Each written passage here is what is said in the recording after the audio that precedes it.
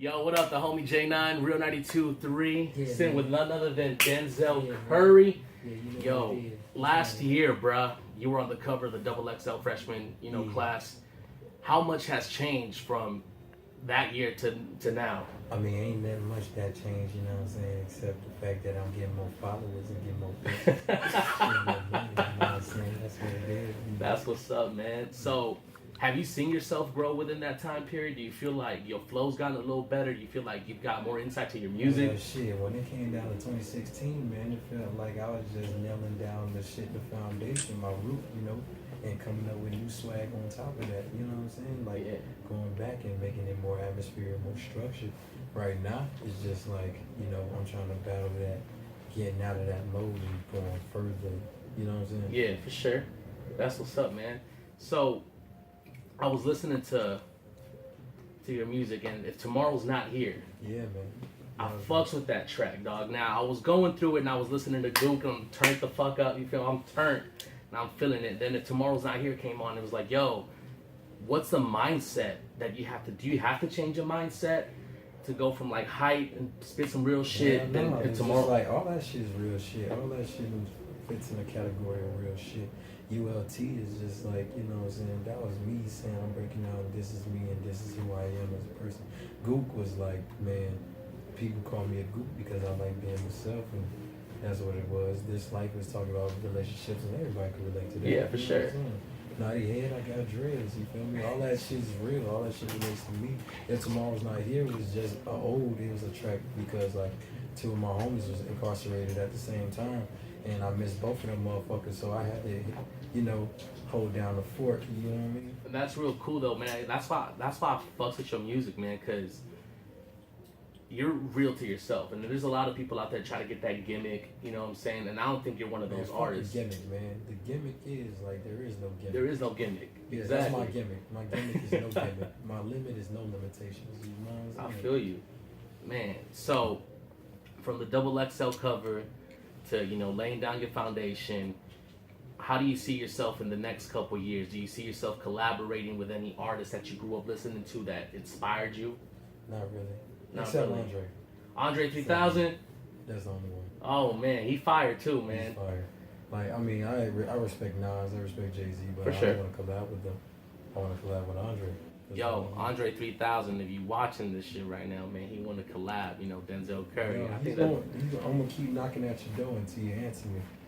and that's how you gotta be, man. Like, this hip hop game is all about being persistent and being assertive.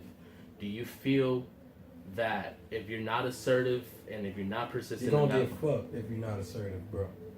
real talk. Straight up. I had to learn that the hard way. Now I know I gotta be assertive now. It's crazy you say that. For myself, like, this is a year 2017 where I'm starting to feel to be more assertive too. I've always put other people Before yourself, right? Yeah. and that That's shit how I was, man. backfires. That shit backfires like fuck, man. Yeah. I don't like that shit. And now you sitting there feeling like all of your feelings and shit, you know what I'm saying? Like, And then you man, say, fuck but it. you letting somebody else control your move, man. Like, that's some bullshit. Fuck that shit. Now, speaking of control, like, I know you have a lot of hands-on on your music. Do you ever see yourself producing something, man? Hey, man, most of Planet Shrooms was like me and Freebase produced that shit. I mean, even the Denny Cascade shit from Nostalgic, man. Like me, Postronaut, and Freebase, we did some shit on that one. And yeah, man. Cool. I got the ear for like what I want, That's me. It's not just a musician thing. It's just like I want my world to be created. Like I'm scoring my life. You know what I'm saying? So, I feel you. But, like, I'm trying to figure out, though. I know you came from Carroll City, Florida. Yep. Definitely one of the roughest parts out there and shit, you know what I'm saying? One of them. And being from there and being able to kind of get out, what made you see the world in a different light? Like, how was it that you got out and really made something for yourself? Like, man, I was kept leaving the house every day and going somewhere else that, that motherfuckers don't try to see. You know what I'm saying? My dad was like, go out there, there's a lot of shit you can see. My father was the main driving force to tell me, like, see everything, don't stay here, see everything. Go over here, go over there, take this place. My dad would literally take us to worst parts of the hood to show him that there's worse places that you could be at right now. and then he'll take us to good places, like he'll take us on boat rides and see Star Island and shit, Right. and like take us to like the art design district and all that shit, man. And he bussed me out the neighborhood going to art school, and that was like the main thing. So I knew there was more. Even when I got kicked out, I knew there was more out there, and there was a place for me to go back and forth and see different shit. That's cool. And I can kind of relate to that. Like, I grew up in South Central in Watts, like one of the roughest hoods out here in Los Angeles, you feel me? So, I mean, I grew up and I seen some shit. So, I don't know if it was like this for you, but for me, I felt like I was always, for lack of a better word, I guess, whitewashed to kick it with my homies, and a little too ghetto to kick it with the homies that weren't from the hood. Did you ever feel that you had that medium? I fucking hated that shit, because people who was on the north side, you know what I'm saying? There was people from the north side, people who stayed. Is it like the art school I went to? Niggas you like kicking with, either the niggas from your side, right, or niggas that was like from Ghouls or Paran or Homestead and shit that understood what was up, you right. know, or from Overtown. Like Kendall motherfuckers wouldn't understand you, you know what I'm saying? Like most of them South Miami kids, like they wouldn't really understand. A couple of them did though. Like I got a homie named Sebastian. Me and him right. didn't even go to the same art school. He went to New World. And like I still kick it with him to this day, and that's my dude right there. You know what I'm saying? That's what's up. And his homeboy Oliver, that's still my dog too. And he went to Dash. He left the same time I got kicked out. Oh shit! You feel me? And he was like, man, fuck this shit. I'm gonna play football, man. Like he really took it to the next level with his football shit. And I was just like, man, I'm gonna do this rapping shit for real. It's crazy because I grew up thinking the same thing, telling people like, yo, I'm gonna be on the radio one day, and people fucking laugh at me, dog. I swear, and, man. and it's like, they look at you, bro, and it's like, because you live in that environment, there's negativity, but you feel like it takes a really strong mind to overcome that negativity by yourself without the help of nobody else. Yeah, it's like willpower. Like it's really willpower for real. Because before I even had a manager or nothing like something like that, you know, like I was doing mixtapes by myself. Right. I was like the themes of my mixtape by myself. Like all that stuff, like the track listing by myself, everything. Shit, I remember being out and starting like from the bottom in promotions, putting up tents at a fucking like, you know, liquor store or whatever, and like 3 motherfucking people out there, and me on the microphone rocking that shit, like I was on the radio, you feel me? And it made me feel like I was on my way up there, but at the same time you kind of feel kind of low. How do you motivate yourself? You get other people to recognize, you feel me? And then when I started coming out with the tapes, like the first tapes, and then I started going to these video shoots and make my face known and like let niggas know like I'm out here doing it, trying to do this shit. Like I'm doing this like shit. I'm trying to do this shit. Right. You know what I'm saying? And then motherfuckers started to recognize after a while, because I remember when I went to American, and this is when like Pert was popping at the time. I went to American by myself, and I was like, yo, what's good? And it's like, hey, yo, you know who this kid is? We're like, this Denzel Curry, he's Killer Curry.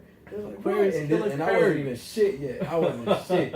I didn't have no million views, nothing. I was just like out there like regular dude. Just regular dude freestyling this shit, not giving a fuck. But they just knew the collective I was in, and like we was making noise, and it was like, yo, where's Young Simeon? And it was like, nigga, Young Simeon in school right now. Nigga, the fuck? He getting his education and like, shit. He getting his education. I'm getting my education. Like all of us, we was still high school kids, man. This shit was fun, and then like everything just changed.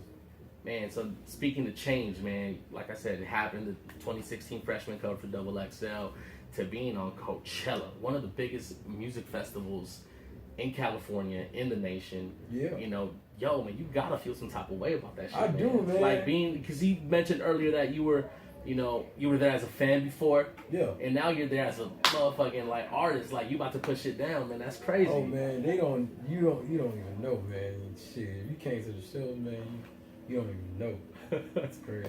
So what's the best thing that you're looking forward to Coachella and after that? Man, best thing I'm looking for is like new fans, new potential fans, a fucking army. You know what I'm saying? And just doing something different with this type of format of a show. Because this 2017, I can't do the same shit I was doing in 2016. Right. And people be like, he did that shit the last time. I ain't coming back I to ain't this fucking shit. with him. Like, fuck that. Yo, you gotta completely not completely reinvent yourself, but you gotta stay on that new stuff like over and over. So do you feel like the circle you have around you has a lot to do with that? Yeah. I mean, we all talk about innovating and doing something or recreating and shit like that. And that plays along with most like management and my homeboys. Because me and my homeboys that's in the collective with me, we all talk about this shit. We like, bro, we all need to evolve and shit. You know what I'm saying? Like, One thing- everybody has advice for the other. You know. One thing is talking about it, the other thing is doing it. Yeah. You know what I mean? That's a big part. And I know that I speak for myself, maybe not for you, but do you ever feel like you halt yourself and you hold yourself back when you're not sure? Yeah. I was unsure about the ultimate shit, then I did it.